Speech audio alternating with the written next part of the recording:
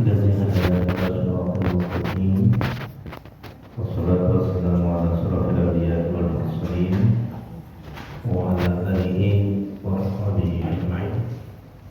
أشهد أن لا إله إلا الله وحده لا شريك له أشهد أن محمدا عبده ورسوله ولا نبي بعده. أما بعد.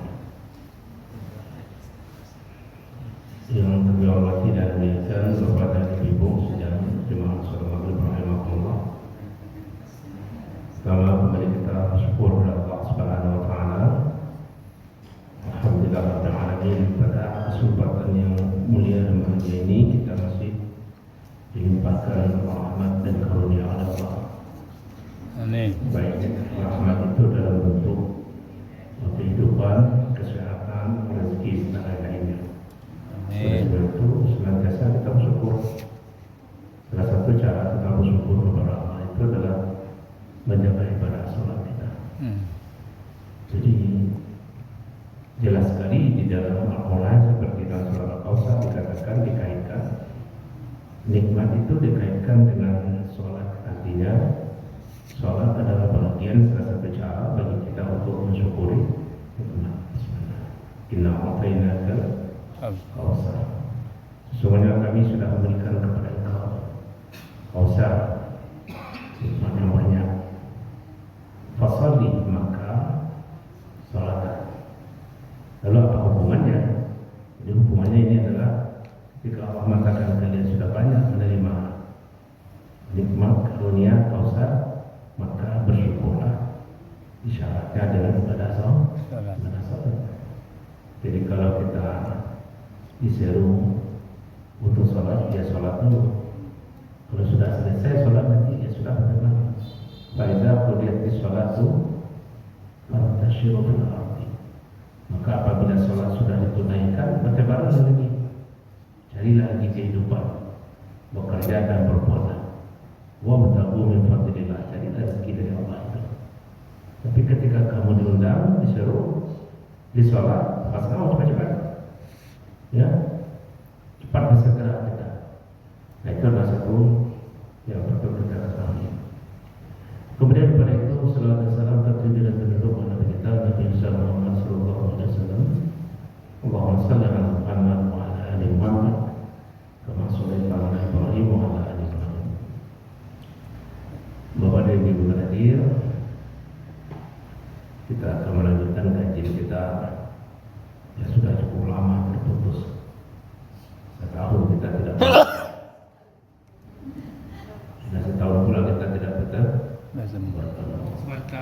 Sebentar saja rasanya. Sudah saking setahun kita tidak mengaji. Kenal lamanya. Sampai di mana kaji kita bulan lalu? Ya setahun lupa. Itu. Sampai di mana kaji kita bulan lalu, Bapak Ibu? Nah, kaji kita bulan lalu saya ingat karena semuanya ada kurikulumnya, ada silabusnya. Jadi karena mudah lama itu, atau itu banyak yang lupa juga. Kaji kita apa namanya, tasawuf. Untuk pasangannya tasawuf dan psikoterapi. Saya tadi sebelum berangkat ke sini ditelepon oleh ketua Masjid Raya Sumbar yang baru. Nanti besok kasih kajiannya di Masjid Raya apa itu? Tasawuf. Boleh pilih waktunya, boleh kapan maunya, subuh. Ya, saya pilih subuh. Ya. Karena maghrib ini rata-rata sudah pada berisi jam subuh hari Minggu. Jadi tasawuf dan psikoterapi. Yang kita kaji adalah yaitu satu kitab. Itu namanya Minhajul Abidin.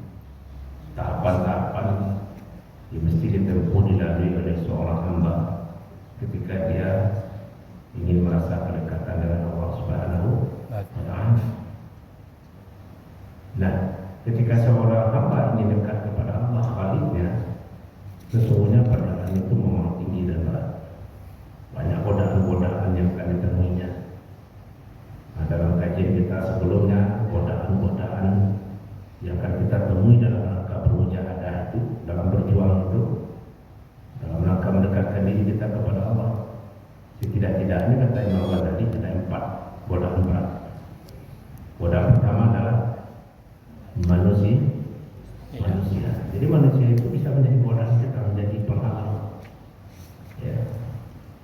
Yang kedua, godaan itu bisa muncul dari harta. Dia bisa menjadi menggoda kita. Apa saja contohnya harta itu bisa menggoda kita. Banyak orang yang sudah ada tahap seluruh sholat, tapi godaan harta itu sangat kuat, dia belum bisa membunuh itu. Iya kan? Sebentar lagi lah, sejenak lagi lah. Itu artinya harta sudah menggoda kita, merayu kita, ya sehingga kalau hati-hati kita bisa lupa jalan menuju kedekatan kepada Allah kita. Yang ketiga apa? Hawa nafsu syaitan ya. Ketiga itu bukan syaitan, ya syaitan dan iblis itu menggoda kita. Kerjanya namanya cuma menggelincirkan hati dari jalan yang lurus. Yang keempat kita mengatakan itu godaan itu muncul dari diri sendiri, dari hawa nafsu. Itu penggodaan. Maka hawa nafsu itu bisa memperandakan kehambaan kita kepada Allah. Dulu pernah kita mengisahkan kalau tidak salah seorang rahib. Jadi Nabi mengatakan kepada sahabat, ada seseorang sebelum kita. Itu bisa kita temukan kita dalam kitab Riyadhus Shalihin. Ada seseorang sebelum kita, orangnya tahan segala macam, yakin, tapi ketaatan itu hilang, bahkan dia meninggal dalam keadaan kufur kepada Allah karena terjebak oleh hawa nafsu. Jadi hawa nafsu. Nah, tentu kita dalam rangka perjalanan kita, karena dalam tasawuf kita ini seorang hamba sedang ibaratnya melakukan perjalanan itu dekat kepada Allah itu disebut salik. Salik itu orang berjalan. Nah, 4 godaan itu sebetulnya bisa kita hadapi, bisa kita lewati. Seumpama orang yang mendaki gunung yang sangat tinggi. Ada nggak orang yang sampai ke puncak gunung Tauber? Suatu gunung yang tinggi. Ada gunung yang paling tinggi di dunia ini. Apa namanya? Puncak? Apa bu? Mount Everest. Pokoknya Himalaya, puncak Himalaya itulah. Ada nggak orang sampai ke puncak itu? Ada. Kalau kita bertanya, apa yang bisa mengantarkan mereka ke sana? Dia akan mengatakan kekuatan hati, kekuatan yang muncul dari hati. Jadi orang yang lemah hatinya pasti tidak akan sanggup melihat gunung yang tinggi itu saja, hanya sudah surut semangatnya. Pada untuk sampai ke puncak itu dia harus melewati jurang yang macam-macam. Nah, seorang hamba yang ingin dekat kepada Allah, karena harapan tertinggi dari seorang hamba itu apa? Dia ingin mendapatkan ridho, kasih sayang Allah Subhanahu wa taala. Tapi untuk sampai ke sana memang ibaratkan mendaki gunung yang tinggi itu. Kalaulah tidak kuat hati seorang hamba, dia tidak akan pernah sampai ke puncak kedekatan kepada Allah. Karena banyak kemudahannya, tempat godaan itu selalu menggodanya kiri kanan. Sehingga kalau tidak kuat-kuatnya lemah. Nah, siapa yang akan bisa sampai ke puncak rasa, kalau dalam tasawuf itu namanya zauk, rasa dekat kepada Allah itu hanya bisa dilewati oleh seseorang yang disebut sebagai orang yang bertakwa. Hanya orang yang bertakwa lah yang bisa sampai ke puncak itu. Hanya orang yang bertakwa lah yang bisa melewati godaan yang banyak itu. Dan itu letaknya mana? Di hati kita. Maka modal yang paling besar dalam hidup ini di mana? Di kekuatan hati. Ada orang sukses dalam usaha, ada orang sukses dalam berbagai macam. Coba tanya, apa modal pertamanya? Berarti kekuatan hatinya. Ya, kekuatan hatinya. Coba tanya, Bapak membangun usaha ini yang besar ini sepertinya hari ini modal pertamanya apa? Adakah uang kalung disediakan oleh ayah orang tua? Jawabnya tidak. Tapi jawabnya apa? Saya memiliki kekuatan hati. Karena saya memiliki kekuatan hati, saya bisa menjalani itu dan bisa melewati godaan-godaan yang banyak. Itu jawabannya. Tapi orang yang memiliki kelemahan hati, Dia tidak bisa akan itu. Nah, oleh sebab itulah yang dimaksud orang yang kuat hatinya itu adalah orang yang bertakwa. Ya, orang yang bertakwa kepada Allah. Jadi orang yang kuat hatinya orang bertakwa. Maka Allah sudah menempatkan di antara kita yang banyak ini, di antara semua makhluk ada manusia, yang paling mulia itu adalah orang yang bertakwa. Inna akramakum indallahi atqakum. Semulia-mulia kamu di sisi Allah itu adalah orang yang setakwa-takwa kamu, bukan yang lain. Karena kita di dalam Al-Quran itu banyak sebutannya apa itu. Coba kita lihat dulu, dalam Al-Quran itu banyak sebutan kita. Tapi yang paling tinggi itu adalah takwa, muttaqin. Kita lihat apa saja sebutan yang ada dalam Al-Quran terhadap diri kita orang beriman. Satu, mukmin tidak seorang mengaku kepada Allah. Tidak apa lagi? Sabirin. Sabirin itu apa itu? Orang yang penuh dengan sabar. Apalagi muhsinin, orang yang banyak berbuat baik. Apalagi mutawakkilin, orang yang senantiasa hidupnya bertawakal kepada Allah, berusaha dan berserah diri kepada Allah. Apalagi muhsinin, ya, muhsin. Kalau orangnya banyak muhsinin. Apa lagi? Kata sabirin, mutawakkilin, muhsinin, apa lagi? Mukhlisin, mukminin, Mukhlisin, orang ikhlas. Apa lagi? Mukmin. Sudah tadi di awalnya. Jawab dua kali, nilainya tetap satu. Apa lagi sebutan apa? Ya, apa lagi? Mutatahhirin, orang yang suci. Apa lagi sebutan kita yang banyak dalam Al-Quran? Ya, banyak sebutan. Tapi dari semua sebutan itu yang paling tinggi itu muttaqin. Kenapa muttaqin? Karena pada semua sifat yang ada yang kita sebutkan tadi itu, ketika semuanya berkumpul, barulah orang masuk ke dalam derajat muttaqin. Maka orang muttaqin itu mesti memiliki jiwa sabar. Orang muttaqin itu mesti jiwa kebaikan. Orang yang muttaqin itu orang yang bertawakal. Orang itu orang berbuat baik, muhsinin. Orang mukhlisin, menyatu semua sifat itu, maka keluarlah satu sebutan namanya muttaqin. Ada orang sabar saja, cuma tidak suka berbuat baik. Kalau urusan itu sabar saja tak. Tapi kalau orang-orang tak, belum bisa muttaqin. Tidak ada seperti itu apa itu. Ada orang suka berbuat baik, cuma bermarah, tidak ada sabarnya. Tidak juga. Ya kan? Jadi semuanya menyatu sifat itu, maka penyatuan dari sifat itulah kemudian melahirkan satu sebutan baru namanya muttaqin. Jadi muttaqin itu adalah perhimpunan sifat-sifat yang baik-baik tadi. Ya. Maka itulah kedudukan tertinggi. Insya Allah Subhanahu wa Ta'ala. Ya. Apa yang lagi? Jadi godaan-godaan yang empat yang kita sebutkan tadi menurut Imam Ghazali itu hanya bisa kita hadapi ketika kita memiliki keadaan jiwa sebagai orang muttaqin. Orang muttaqin itu orang yang kuat mentalnya, kuat hatinya. Itu cuma bisa melalui.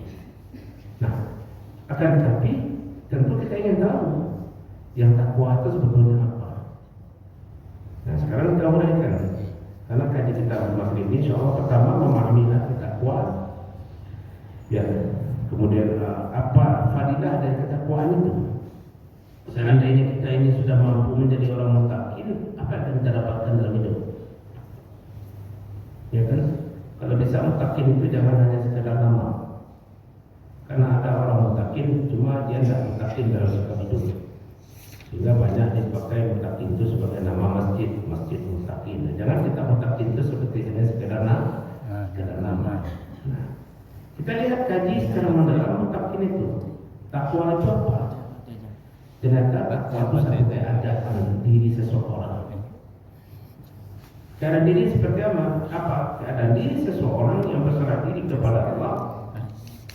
Makna berserah diri itu adalah mematuhi perintahnya, meninggalkan larangannya, dan dia bersikap sangat hati-hati dalam hidupnya. Itu orang takwa. Maka at-taqwa wiqayatan. Takwa itu adalah kehati-hatian. Maka salah satu sifat dan sikap orang bertakwa itu sangat hati-hati. Sangat hati-hati. Karena takwa itu ya wiqayat. Takwa itu adalah hati-hati. Hati-hati dari apa? Hati-hati dia supaya dia tidak tergelincir kepada apa yang dilarang. Itu orang bertakwa. Jadi orang bertakwa itu hidupnya apa ibu? Sangat hati-hati dia. Jangankan kehati-hatian untuk yang haram, untuk yang halal saja dia sangat hati-hati. Bagaimana itu sangat hati-hati dengan halal? Contoh, dia punya makanan, minuman dia yang punya. Tapi sebagai seorang orang bertakwa hati-hati dia dengan harta itu. Apa hati-hatinya? Jangan sampai lupa dia mengingat Allah ketika dia menikmati harta itu. Sampai begitu. Ini kan air itu siapa tadinya berdua? Sudah diniatkan. Boleh saya tunjukkan bagaimana sikap orang bertakwa itu?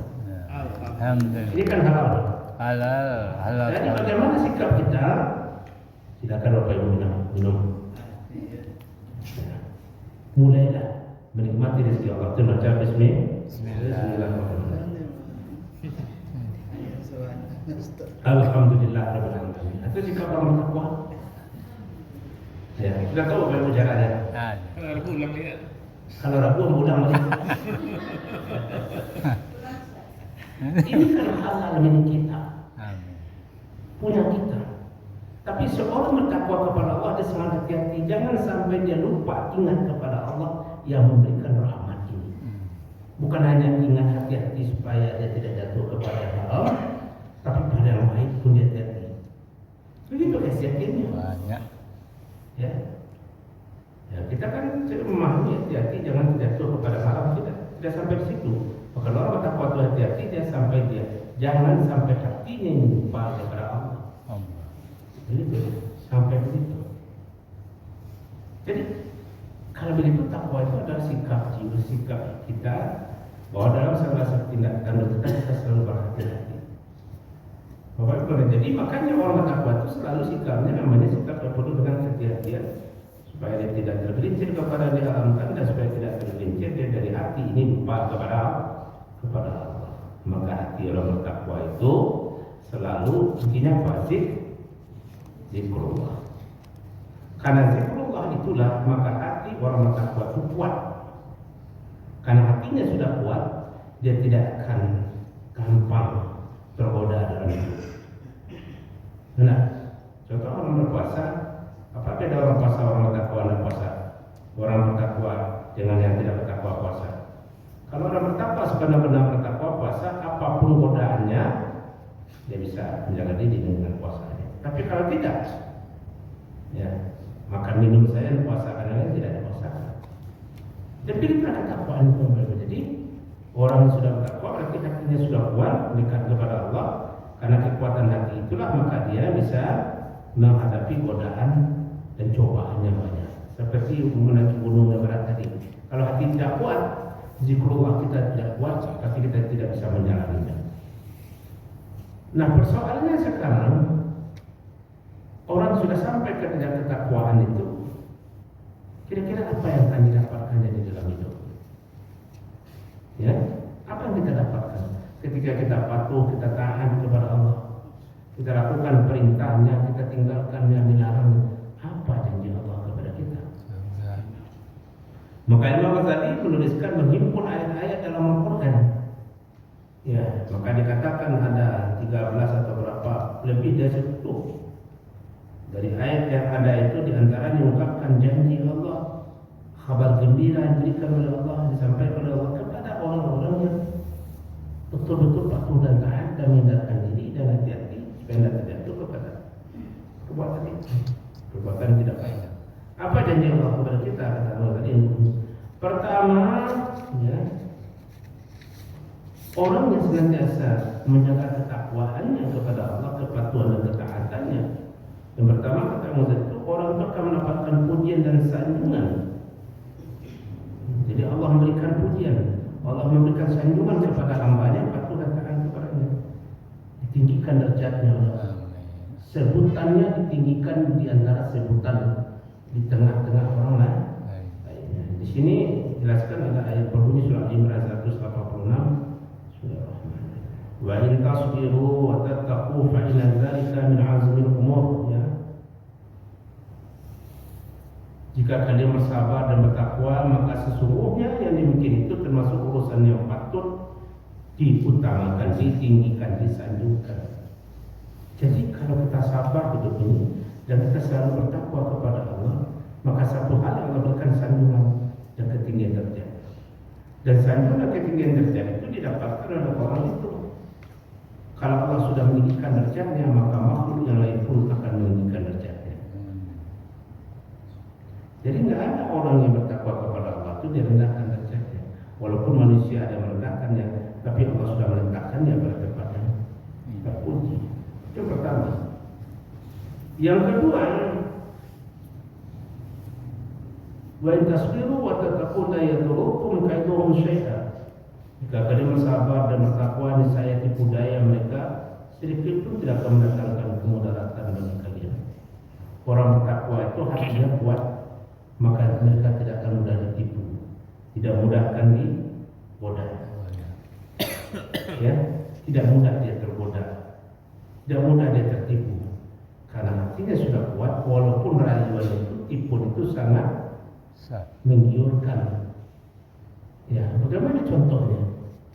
Ketika kita sedang lapar, apa kita butuhkan? Kita butuh makan, kita butuh minum. Tapi orang bertakwa kepada Allah dengan ketakwaan itu dia akan tetap menjaga laparnya ketika yang akan dimakan di dunia itu bukan milik dia. Ya kan? Dia lapar, dia butuh, dia berharap sesuatu dan dia tidak punya ketika itu. Dan ada peluang baginya untuk mendapatkan, cuma yang dia dapat itu bukan milik dia. Mencurikan, menipukan, segala macam. Orang bertakwa itu terlepas dari tipu itu, karena dia sadar ini bukan punya saya, ini bukan milik saya, ini bukan sesuatu yang seharusnya dimiliki. Artinya, jadi kalau begitu keburukan-keburukan itu tidak akan mampu menjerumuskan dan menipu orang bertakwa itu.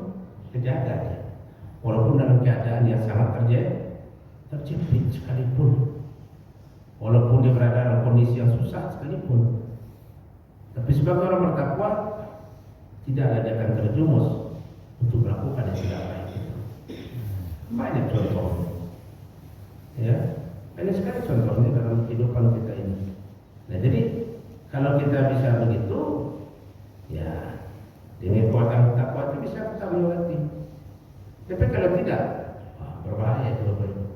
Punya orang penyakit, ya, penyakit. Jadi begitu dia menjadi benteng bagi diri kita. Kemudian apalagi innallaha ma'alladzina taqaw walladzina hum muhsinun. Sesungguhnya Allah beserta orang yang bertakwa dan orang-orang yang berbuat kebaikan. Sesungguhnya Allah bersama. Jadi di sini ma'a. Apa makna ma'a? Sesungguhnya Allah bersama orang-orang bertakwa dan orang-orang yang berbuat baik. Apa makna ma'a? Ma'a itu ada sebuah penelitian tesis di mahasiswa. Ma'a itu artinya merasa kebersamaan. Jadi orang yang selalu bertakwa kepada Allah, dia tidak pernah sepi hidupnya. Dia tidak sepi hidupnya. Mungkin saja dia berkekurangan, tapi hatinya tidak pernah sepi. Ya kan? Jiwanya tidak pernah resah. Dan dia akan selalu merasakan bahagia. Tapi ada orang yang hidup dalam kecukupan, tapi hatinya penuh dengan kesepian. Walaupun dia hidup di dalam, tinggal di tempat yang dinginnya karena AC kiri kanan belakang atas bawah, tapi hatinya gersang. Ya kan? Karena kita temukan, walaupun dia adalah orang tersanjung di sana dipuji, datangnya dinanti, pulangnya diantarkan, tapi jiwanya tidak pernah tenang. Tapi ada orang biasa-biasa saja, tidaklah berkecukupan betul, tidaklah banyak yang dimakannya, tidaklah banyak yang diminum, sebatas itu, tapi dia bisa merasakan kebahagiaan. Dalam Al-Quran itulah jiwa yang sudah dimasuki hidayah oleh Allah, dilimpahkan hidayah oleh Allah. Dan juga seperti itu juga orang bertakwa. Maka orang bertakwa itu jiwanya enjoy aja, ya, tak ada risau. Karena dia yakin Allah bersama saya dan saya bersama Allah. Tak perlu ada kita takutkan dalam hidup kita. Ya, karena kenapa? Apa bedanya jiwa orang bertakwa itu dengan yang tidak? Ada ayat Quran yang artinya adalah perumpamannya adalah hujan yang turun itu Allah turunkan hujan ke lembah-lembah yang kering. Lalu dengan air itu tumbuhlah tanaman-tanaman subur. Artinya apa itu? Air hujan yang turun ke lembah yang kering itu adalah hidayah. Hidayah yang ada dalam hati orang bertakwa itu ibaratkan hujan yang turun ke lembah yang kering. Coba bayangkan Bapak Ibu jika ada sebuah lembah yang kering, lalu turun hujan, apa yang terjadi? Lembah itu akan subur, tanam-tanaman akan tumbuh. Hati orang yang sudah bertakwa dan limpahkan hidayah oleh Allah akan subur semerbak, tenang, bahagia. Tapi kalau tidak mendapatkan hidayah itu, jauh dari Allah, hati ini terasa panas. Walaupun tinggal di ruangan yang penuh dengan AC, itu bisa. Itu Pak. Jadi jelas sekali di situ dikatakan dasar ayat itu orang-orang bertakwa apa? Ya, dia akan mendapatkan ketenangan, ya. Allah kebersamaannya. Kalau kita sudah bersama Allah, tidak pernah ada rasa takut lagi. Ya kan? Kenapa? Karena ada janji Allah di bawah yang kita Tuhan. Kemudian dikatakan, wallahu waliyul muttaqin. Allah itu akan menjadi pelindung bagi orang-orang yang bertakwa. Jadi ketika kita menjalani hidup ini, kita bersandar kepada Allah, tapi kita bertakwa, kita akan dilindungi oleh Allah. Itu kan pernah kisah nyata terjadi dalam satu perperangan di masa Nabi. Ketika Nabi dan sahabat diserang oleh pasukan yang sangat banyak dan besar sekali.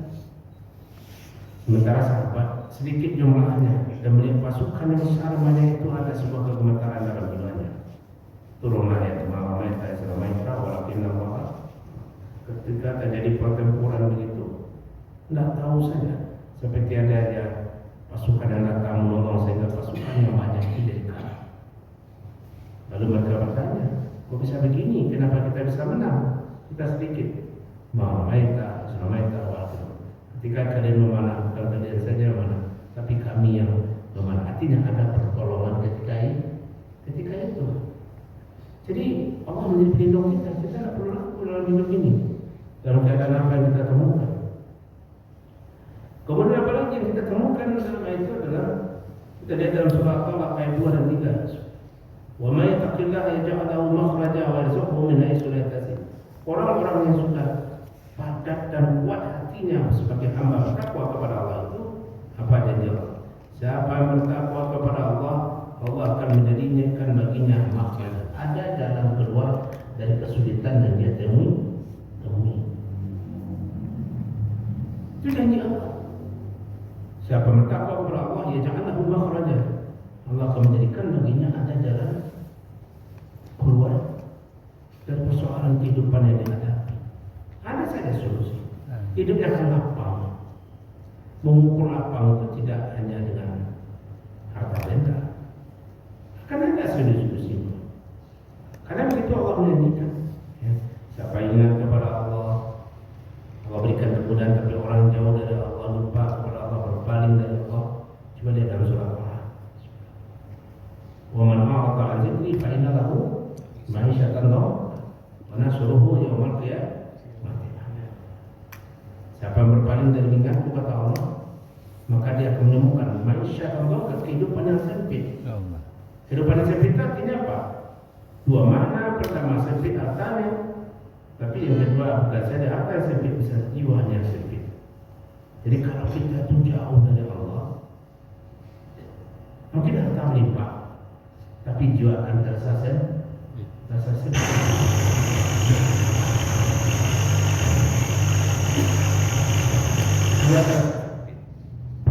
Jadi jiwa terasa sempit itu artinya apa, Bapak Ibu?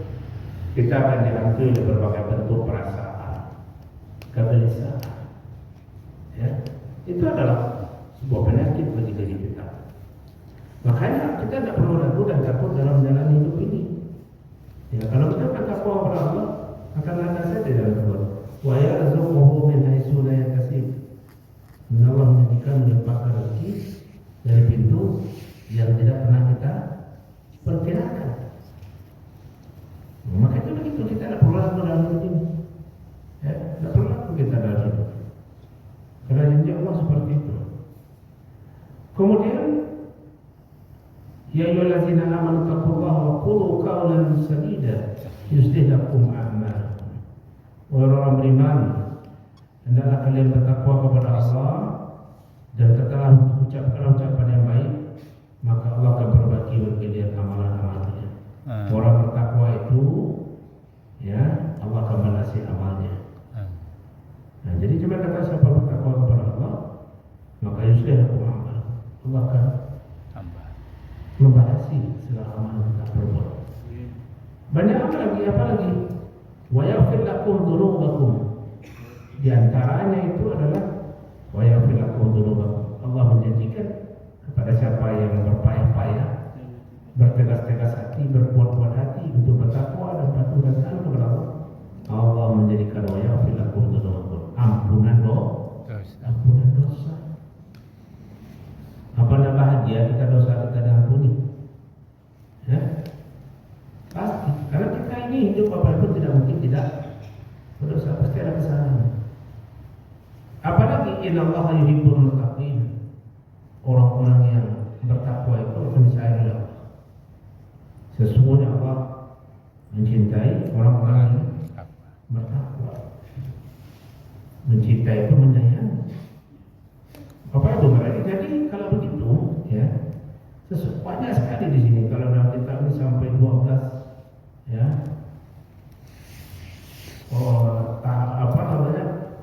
kebajikan yang akan didapatkan oleh orang yang senantiasa hatinya bertakwa kepada Allah. Ya, di antaranya juga suman najidina taqwa. Ya, kami akan menyelamatkan orang-orang bertakwa itu daripada hukuman dari penderitaan yang datang. Maka saya tahu apa yang beradil. Ya, seperti kita sebutkan, kita dalam kehidupan ini jangan ragu kepada Allah.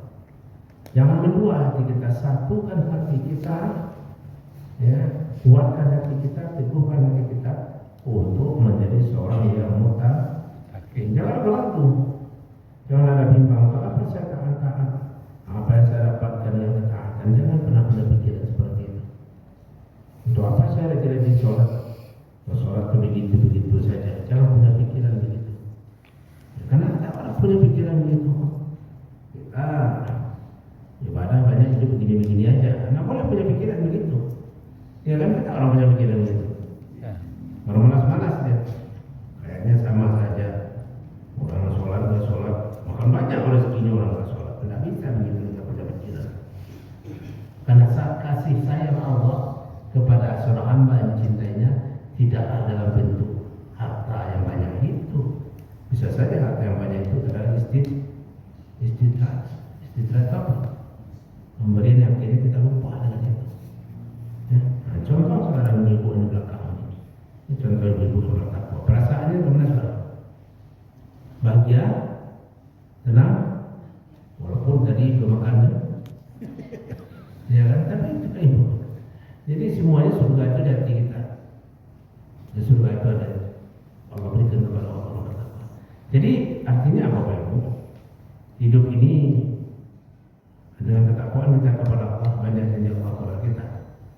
Dan tentunya dengan itu kita berharap mudah-mudahan kita yang hadir, kali kerabat saudara kita, ya kita menjadi orang bertakwa itu supaya hidup ini biar tidak hati. Karena agama itu kemaslahatan kita.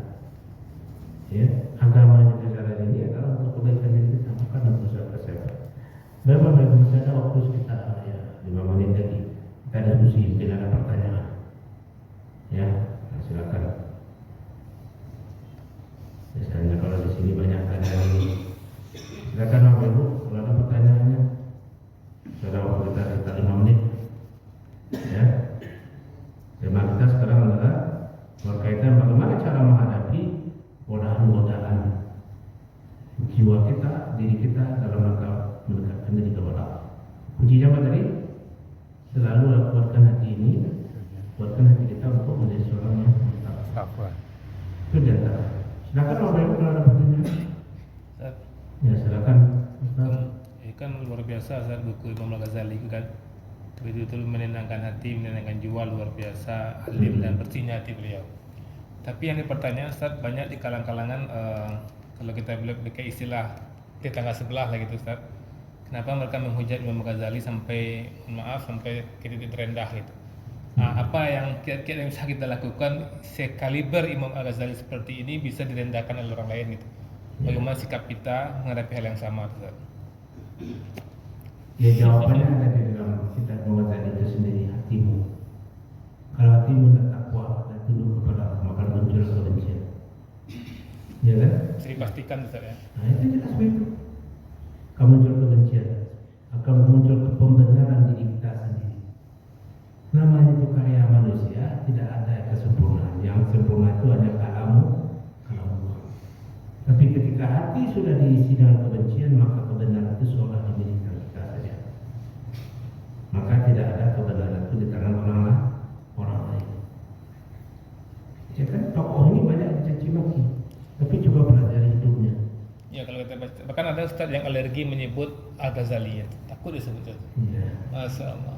takut dan menyebut segala macam. Ya, padahal yang disampaikan itu kebaikan. Ya begitulah kita. Maka dalam kehidupan sehari-hari itu jangan kita fanatik betul terhadap sesuatu. Ya kan, kata Imam Al-Maududi, kebencian itu bisa datang karena kamu berada di balik pohon, tak nampak di belakang lagi. Yang nampak cuma ini saja, yang kamu aja benar. Kalau masuk ke dalam kelompok kamu, semuanya jadi salah saja. Ya kan? Begitu. Padahal kalau kita kaji kitab ini kan membawa kepada kebajikan, menetralkan jiwa, menetralisir pekerjaan dan perbuatan. Oh dasarnya dalil-dalil saja. Ya kan? Dalil ada dalilnya. Nah, jadi inilah persoalannya, kalau hati sudah benci, ya kan, maka kebencian itu akan menutupi semua kebenaran.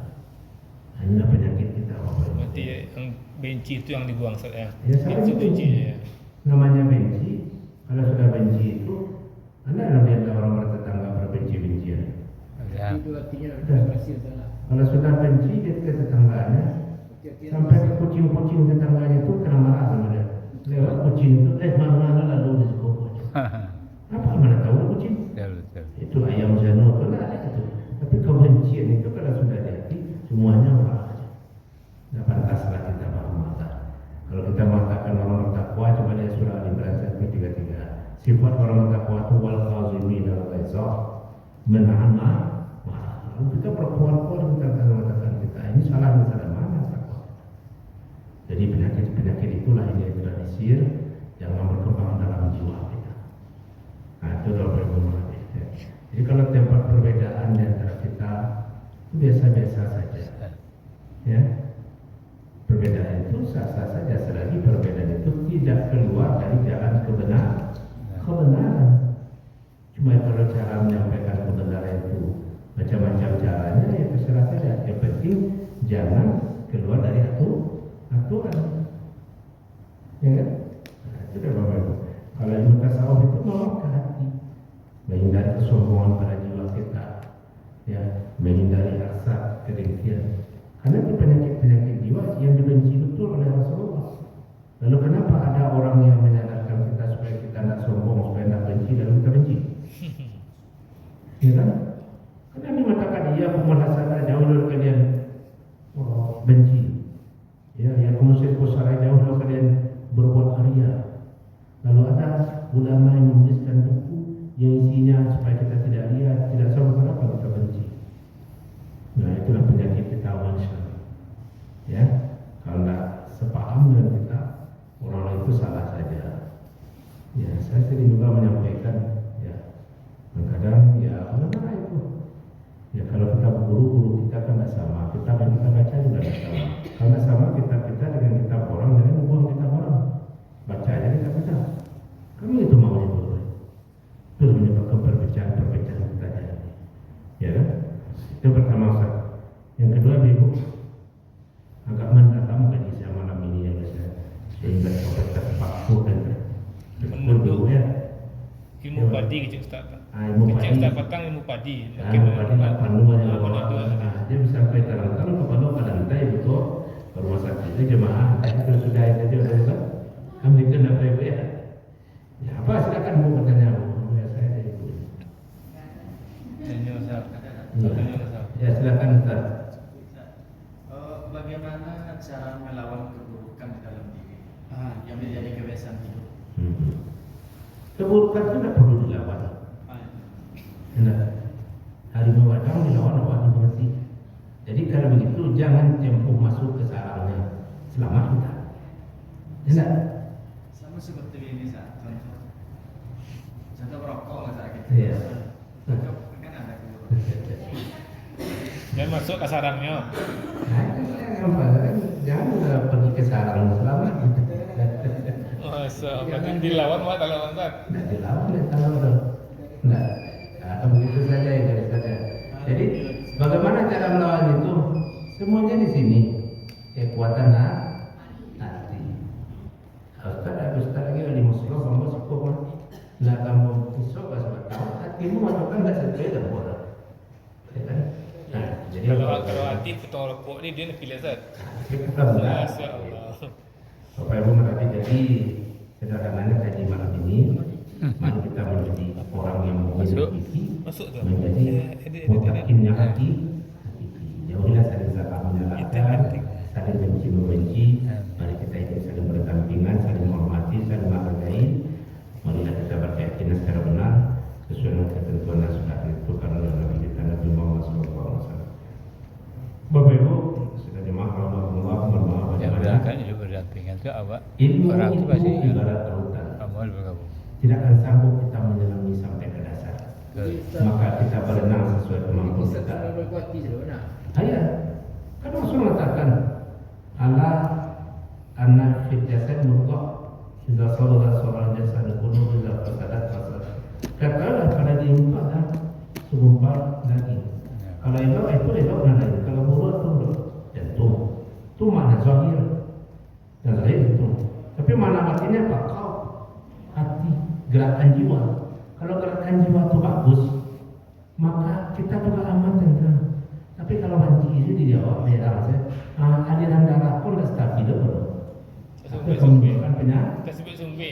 Sudah aku kesukuan. Itu yang menjadi. Ya, demikian saya Bapak, semoga kita selalu dalam lindungan